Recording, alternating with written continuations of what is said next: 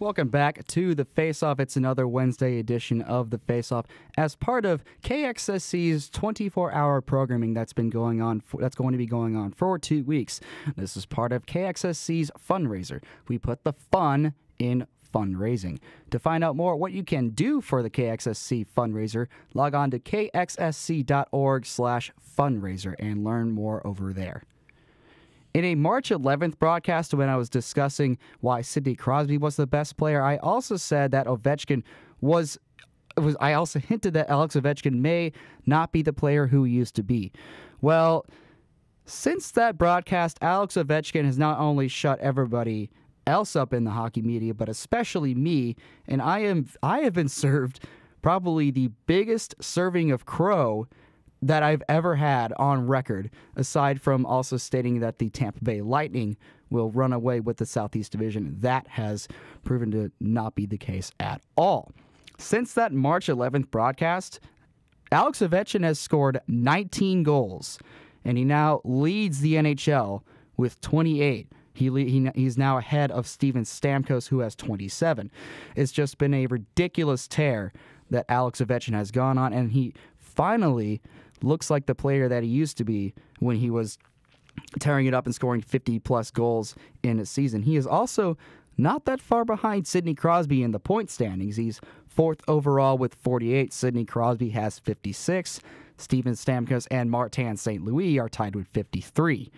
But it's honestly quite an incredible run that Alex Ovechkin has been a part of, and I will probably never, ever say anything bad about Alex Ovechkin again, because he has now proven to be just another phenomenal player. And with Sidney Crosby out, when the NHL markets Sidney Crosby and Alex Ovechkin, if Alex Ovechkin is performing well again, that's good for the league. And also, Alex Ovechkin with this tear has also led the Washington Capitals, when they seemed like they were just down and out, to in contention for the Southeast Division lead. It's just simply incredible. As Alex Ovechkin goes, so go the Capitals. They still have some defensive issues to work on, but they are nonetheless still the offensive juggernaut that we have come to know them. And finally, Adam Oates'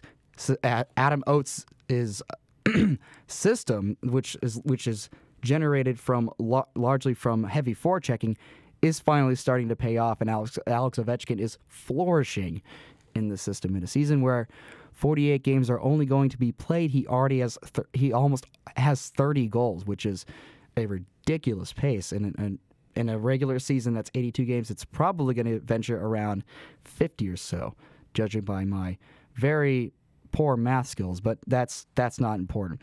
Now, Adam Oates, when he was asked of whether or not Alex Ovechkin should be considered for the Hart Trophy, he said, "I'm obviously very biased about that, so my answer would be yup, absolutely." And you know what? I kind of have to agree with Adam Oates right here, because the Capitals at the beginning of the season were a disaster.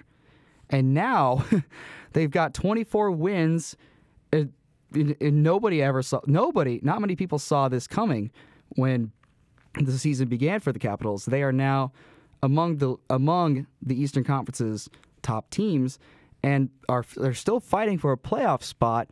But with Alex Ovechkin's, I guess, resurgence, there's a better chance, or there's a significant chance that they will, in fact, make the playoffs, when at the beginning of the season it didn't look like they would. Coming up on the Faceoff, a lesson in why you should never criticize a player directly on Twitter.